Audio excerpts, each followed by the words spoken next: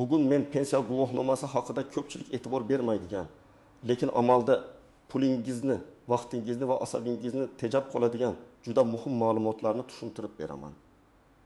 Ko'p odam pensiya guvohnomasini faqat men pensionerman degan oddiy qog'oz yoki plastik karta deb o'ylaydi. Aslida esa bu hujjat ayrim joylarda imtiyoz, chegirma ustuvor xizmat, ijtimoiy yordam va huquqiy tasdiq vositasi bo'lib xizmat qiladi. Eng muhimi, bu imkoniyatlarning hammasini ham sizga hech kim kelib alohida aytib bermaydi. Shuning uchun videoni oxirigacha ko'ring.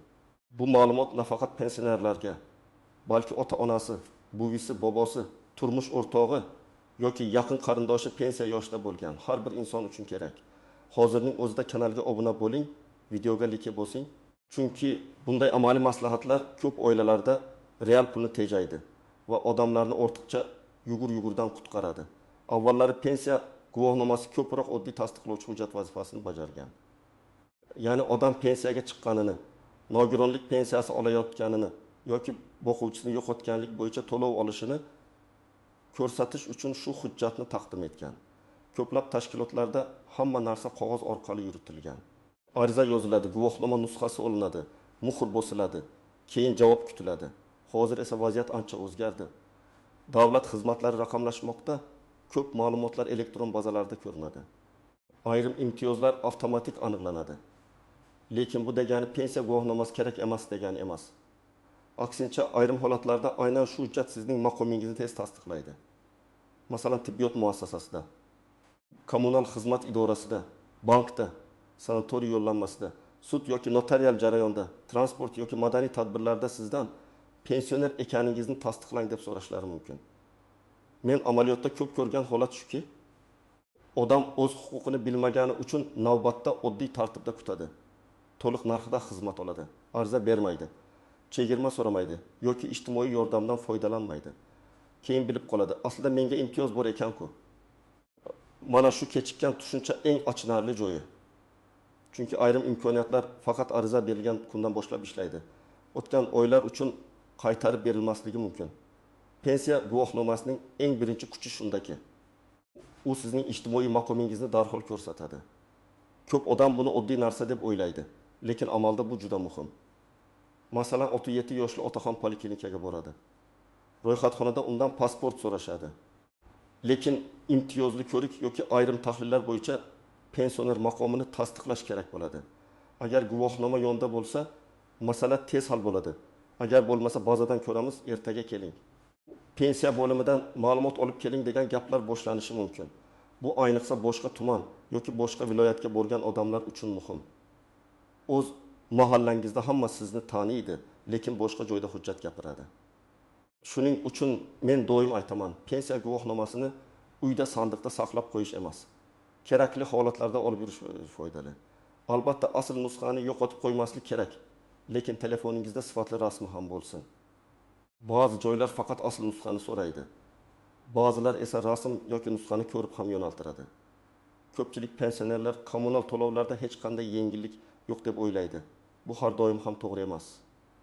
Imtiyozlar odamning maqomiga, hududga, nogironlik guruhi bor yo'qligiga, urush yoki mehnat faxriysi maqomiga, yolg'iz yashash holatiga, kam ta'minlanganlikka va boshqa omillarga bog'liq bo'lishi mumkin. Pensiya guvohnomasi bu jarayonda asosiy hujjatlardan biri sifatida kerak bo'ladi. Masalan, yaqin 2 yoshli ayol yolg'iz yashaydi, pensiyasi 1 million 200 ming so'm atrofida, qishda gaz elektrodoriga ketadigan xarajat ko'payadi. U mahallaga murojaat qilmasa, hech kim uning ahvolini har kuni tekshirib yurmaydi. Lekin u pensiya guvohnomasi, pasport, uy daftari yoki kadastr ma'lumotlari, kommunal to'lov kvitansiyalari bilan mahallaga borsa, uning holati o'rganilishi mumkin. Natijada unga moddiy yordam, bir martalik ko'mak yoki mavjud tartibdagi imtiyozlar haqida yo'l ko'rsatiladi. Bu yerda nozik joy bor. Pensiya guvohnomasi avtomatik ravishda hammaga kommunalchi chegirma beradi deb tushunmaslik kerak. Men sizga aniq aytaman, har bir imtiyozning o'z sharti bor. Lekin guvohnoma sizning murojaatingizni asoslashda muhim dalil bo'ladi. Shuning uchun baribir hech narsa berishmaydi deb o'tirmang. Eng kamida mahalla, tuman ijtimoiy xizmat markazi yoki tegishli tashkilotdan yozma yoki rasmiy javob oling. Pensiya yoshidagi insonlar uchun tibbiy xizmat eng katta xarajatlardan biri. Dori tahlil, shifokor ko'rigi, diagnostika, reabilitatsiya, sanatoriy yo'llanmasi bularning hammasi pul va vaqt talab qiladi. Pensiya guvohnomasi ayrim tibbiy yo'nalishlarda sizga maqomingizni tasdiqlashda yordam beradi. Oddiy misol. Pensioner shifokorga borganda undan dispanser nazorati turishi surunkali kasalliklari, nogironlik holati yoki ijtimoiy himoyaga muhtojligi haqida ma'lumot so'raladi. Agar u pensiya guvohnomasi va tibbiy kartasini olib borsa, masala ancha tartibli ko'riladi. Ayrim dorilar yoki tibbiy vositalari bo'yicha imtiyozli ro'yxatlar mavjud bo'lishi mumkin. Bu ro'yxatlar kasallik turi va tasdiqlangan tartibga bog'liq. Shuning uchun shifokordan aniq so'rash kerak: mening yoshim, kasalligim va pensiya maqomim bo'yicha bepul yoki imtiyozli dori, tahlil yo'llanma bormi? Men ko'rgan real vaziyatlardan biri shunday. Pensioner ayol yillar davomida qon bosimi dorilarini o'zi sotib olgan. Keyin qizi poliklinikada oilaviy shifokordan so'raganida ayrim dorilar bo'yicha imtiyozli tartib borligi ma'lum bo'lgan. Hammasi ham bepul bo'lmagan, lekin xarajat sezilarli kamaygan. Agar oyiga 1,5 ming so'm tejaladigan bo'lsa. Bu yilga 1,800,000 so'm degani. Pensioner uchun bu juda katta farq. Ko'pchilik sanatoriy yo'llanmasini faqat tanish bilish orqali olinadi deb o'ylaydi.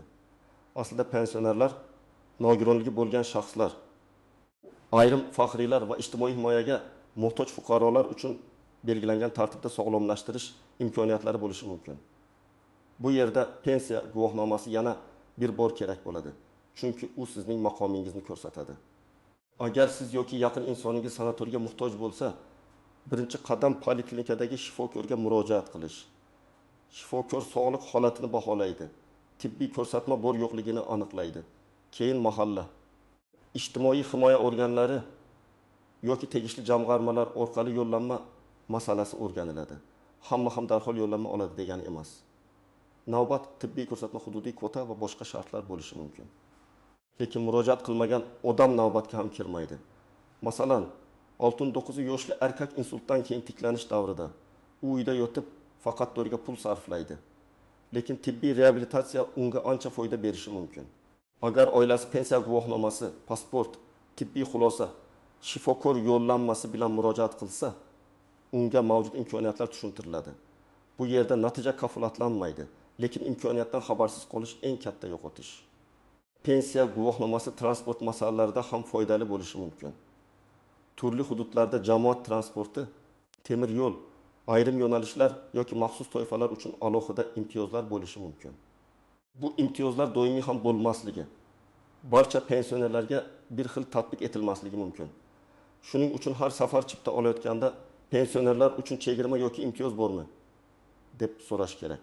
Ko'p odam uyaladi. Mayli so'ramay qo'ya qolay deydi. Lekin men buni noto'g'ri deb hisoblayman. Siz noqonuniy narsa so'ramayapsiz, faqat mavjud tartibni aniqlayapsiz. Masalan, bir pensioner oyiga 2 marta tuman markaziga qatnaydi. Har safar yo'l xarajati 25 ming so'm bo'lsa, oyiga 70 ming, yiliga 60 ming so'm bo'ladi. Agar qayerdadir 20 yoki 30% chegirma bo'lsa, bu ham sezilarli tejash. Ayniqsa doriga, ovqatga, kommunal to'lovga hisob-kitob qilib yashaydigan inson uchun har bir 1000 so'mning qadri bor. Bu yerda yana bitta nozik masala bor. Haydovchi yoki kassir bizda yo'q desa, bu har doim yakuniy javob bo'lmasligi mumkin. Rasmiy tarif, e'lon kassaning ma'lumot oynasi yoki tashkilotning ishonch telefoni orqali tekshirib ko'rish kerak. Chunki ba'zan xodimning o'zi ham barcha imtiyozlarni bilmasligi mumkin. Pensiya guvohnomasi banklarda ham kerak bo'lishi mumkin. Masalan, pensiya kartasi ochish, pensiya tushumlarini tasdiqlash, mikroqarz yoki kredit olish, omonat ochish, ishonchnoma orqali pul yechish, meros yoki hisob raqami bilan bog'liq masalalarda pensiya maqomi ahamiyatli bo'ladi. Men bu yerda juda ehtiyotkor maslahat beraman. Pensionerlar kredit olishda shoshilmasligi kerak. Pensiya guvohnomasi sizga bankda xizmat olishni osonlashtirishi mumkin, lekin bu har bir kredit foydali degani emas. Masalan, pensioner 3 million so'm kredit oladi, oyiga 320 ming so'mdan to'laydi. Agar pensiyasi 20 million 400 ming so'm bo'lsa, uning chorak qismi kreditga ketadi. Ustiga zo'ri, oziq-ovqat, kommunal to'lov bor. Natijada odam qarz bosimiga tushib qolishi mumkin. Lekin bank xizmatlarida foydali tomonlar ham bor. Ayrim banklar pensionerlar uchun qulay karta, pastroq xizmat haqi, omonat bo'yicha maxsus shartlar, yoki uyga yaqin xizmat kanallarini taklif qilishi mumkin. Siz bankka borganda pensiya guvohnomasi, pasport va telefon raqamingiz yoningizda bo'lsin. Xodimdan aniq so'rang. Pensionerlar uchun alohida tarif, komissiyasiz yechish, SMS xabarnoma narxi, omonat sharti qanday? Pensiya guvohnomasi huquqiy jarayonlarda ham muhim rol o'ynaydi. Masalan, aliment, meros, vasiyatnoma, ishonchnoma, mulkni rasmiylashtirish, sudga ariza berish, davlat boji bo'yicha imtiyozlar, moddiy ahvolni asoslash kabi holatlarda pensioner maqomi inobatga olinishi mumkin. Misol uchun, keksa ona o'g'liga pensiya pulini olish uchun ishonchnoma bermoqchi. Notarius uning shaxsini, huquqiy layoqatini, xohishini va hujjatlarini tekshiradi. Pensiya guvohnomasi bu jarayonda pensiya bilan bog'liq masala ekanini ko'rsatishga yordam beradi. Yoki pensioner sudga murojaat qilmoqchi bo'lsa, davlat boji bo'yicha imtiyoz bor yo'qligini aniqlash kerak. Har bir ish turi bo'yicha qoida boshqacha bo'lishi mumkin. Shuning uchun men pensionerman demak hammasi bepul deb o'ylash xato. Lekin men pensionerman, menga qanday yengillik bor deb so'rash to'g'ri. Ayniqsa meros masalasida hujjatlarni tartibga solish juda muhim. Pensionerning guvohnomasi, pasporti, nikoh guvohnomasi, tug'ilganlik guvohnomalari, kadastr hujjatlari va bank ma'lumotlari alohida papkada saqlansa, keyinchalik oila a'zolari qiynalmaydi. Ko'p nizolar hujjat topilmagani yoki vaqtida rasmiylashtirilmagani uchun chiqadi. Bu imkoniyat haqida juda kam odam o'ylaydi. Muzeylar, teatrlar, ko'rgazmalar, sport inshootlari, kurslar, kutubxonalar yoki dam olish maskanlarida pensionerlar uchun chegirmalar bo'lishi mumkin. Bu imtiyozlar hamma joyda bir xil emas, lekin so'rab ko'rishga arziydi. Masalan, nevarasini muzeyga olib borgan bu o'zi uchun to'liq chipta oladi. Kassada esa pensionerlar uchun arzonroq narx bor bo'lishi mumkin. Agar chipta karta 1000 so'm bo'lsa, 20 bilan 20 ming so'm bo'lishi ehtimol. Bir martalik farq kichik ko'rinadi, lekin hayot sifati nuqtai nazaridan katta ahamiyatga ega. Pensioner odam faqat uy, poliklinika va bozor orasida yurish kerak emas. U ham madaniy hayotda qatnashishi, nevaralari bilan dam olishi, o'zini jamiyatning faol a'zosi deb his qilish kerak. Men oilalarga shuni maslahat beraman. Ota-onangizni biror joyga olib borsangiz, kassada oddiy savol bering. Pensioner guvohnomasi bilan chegirma bormi? Bu savol sizga hech qanday zarar qilmaydi. Aksincha, ba'zan yoqimli imkoniyat ochadi. Eng muhim imkoniyatlardan biri pensiya guvohnomasi ijtimoiy yordam so'rashda asosiy hujjatlardan biri bo'lishi. Yolg'iz pensioner, kam daromadli oila, nogironligi bo'lgan shaxs, boquvchisini yo'qotgan oila yoki og'ir kasalga qarayotgan kishi mahallaga yoki ijtimoiy xizmatga murojaat qilganda daromad va maqomni ko'rsatish kerak bo'ladi. Masalan, bir oilada 40 yoshli ona bor. Pensiyasi 1 million 100 ming so'm. U bilan ishsiz qizi yashaydi.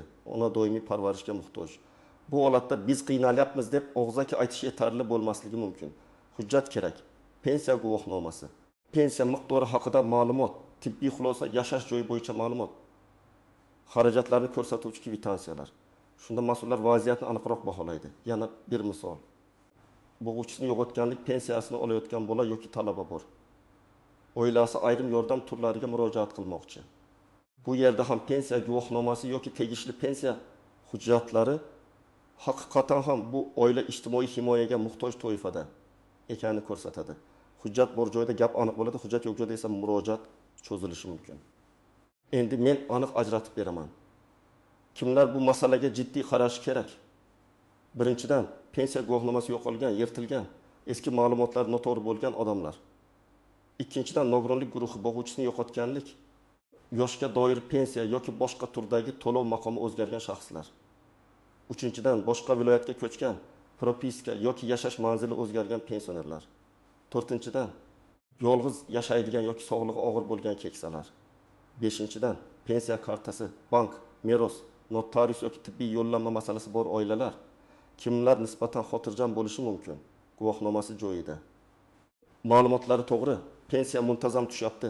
Tibbiy va ijtimoiy holatda o'zgarish yo'q. Yashash joyi o'zgarmagan odamlar. Lekin xotirjam bo'lish hech narsani tekshirmaslik degani emas. Men kamida yiliga bir marta hujjatlarni ko'zdan kechirishni tavsiya qilaman. Pasport muddati, bank kartasi muddati, telefon raqam, manzil, tibbiy ro'yxat, mahalladagi ma'lumotlar, bularning hammasi mos bo'lishi kerak. Eng katta xato pensiya guvohnomasini universal bepul xizmat kaliti deb o'ylash. Yo'q, bunday emas. Har bir imtiyozning alohida qonuniy asosi, hududiy tartibi, moliyalashtirish manbasi va sharti bo'ladi. Ba'zan yoshga doir pensionerga imtiyoz bo'lmaydi. Lekin nogironligi bo'lgan pensionerga bo'ladi. Ba'zan 6 yoshdan oshgan hamma uchun emas, faqat 7 yoshdan oshgan yolg'iz pensioner uchun yordam ajratiladi. Ba'zan chegirma doimiy emas, faqat ma'lum sanalarda yoki ma'lum tashkilotlarda ishlaydi. Ikkinchi xato og'zaki rad javobiga ishonib ketish. Agar siz biror yordam yoki imtiyoz bo'yicha murojaat qilsangiz, imkon qadar rasmiy javob oling.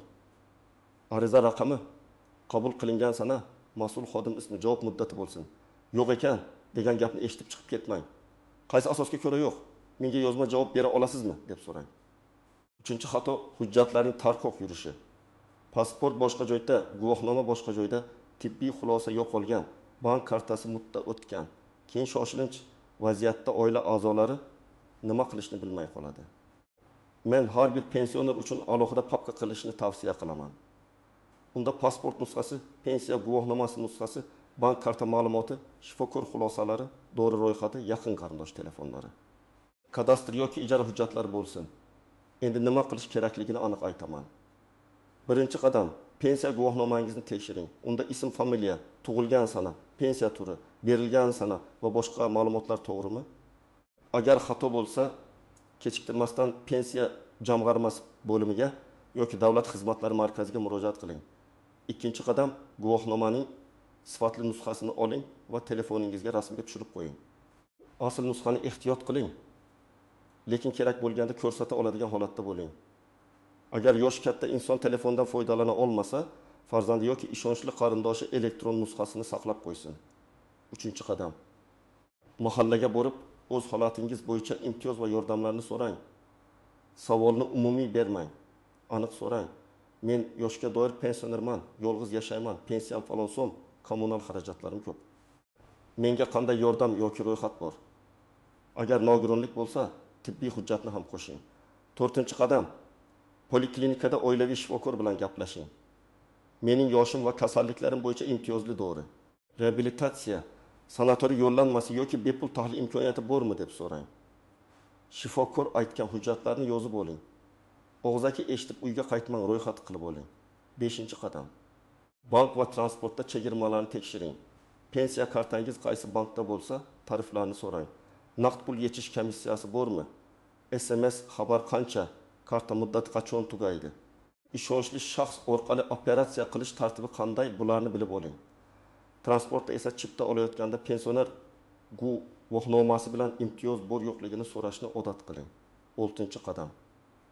Hujjatlar papkasini tayyorlang. Bu oddiy ish, lekin juda katta foyda beradi. Papkaga asl hujjatlarni emas, asosan nusxalarni joylang. Asl hujjatlar xavfsiz joyda tursin. Papkada arizalar nusxasi, javoblar, kvitansiyalar, tibbiy xulosalar, dorilar ro'yxati va muhim telefon raqamlari bo'lsa, har qanday murojaat ancha osonlashadi. 7-qadam, har bir murojaatni yozma qiling. Agar siz yordam, imtiyoz, yo'llanma, qayta hisoblash yoki ma'lumotnoma so'rasangiz, ariza bering va qabul qilinganini tasdiqlating. Bugun ko'p xizmatlar, davlat xizmatlari, markaziy yoki elektron portal orqali ham bo'lishi mumkin. Agar o'zingiz internetdan foydalana olmasangiz, farzandlaringizdan yordam so'rang, lekin ariza mazmunini albatta o'zingiz tushunib oling. Pensiya guvohnomasi oddiy hujjat emas. U sizning maqomingizni tasdiqlaydi. Tibbiy xizmatlarda, ijtimoiy yordamda, sanatoriy masalasida, bankda, transportda, notariusda, sudda va turli chegirmalarda eshik ochishi mumkin. Lekin u o'z-o'zidan hamma narsani hal qilib bermaydi. Eng muhim narsa hujjatni tartibli saqlash, imkoniyatlarni so'rash, ariza berish va og'zaki gap bilan cheklanmaslik. Agar siz pensioner bo'lsangiz yoki oilangizda pensioner yaqin inson bo'lsa, bugunoq guvohnomani tekshiring. Nusxa qiling, mahalla va poliklinikadan aniq ma'lumot oling. Siz bilmagan bitta imkoniyat o'yiga egilmang, yig'mang, hatto undan ham ko'proq mablag'ni tejashi yoki kerakli xizmatni tezroq olishga yordam berishi mumkin. Sizda pensiya guvohnomasi orqali foydalangan imtiyoz yoki duch kelgan muammo bo'lganmi? Izohlarda yozib qoldiring. Boshqalar ham sizning tajribangizdan foydalansin. Videoga like bosing. Kanalga obuna bo'ling va yaqinlaringizga ham yuboring. Chunki bu ma'lumot ko'pchilikka kerak bo'lishi mumkin.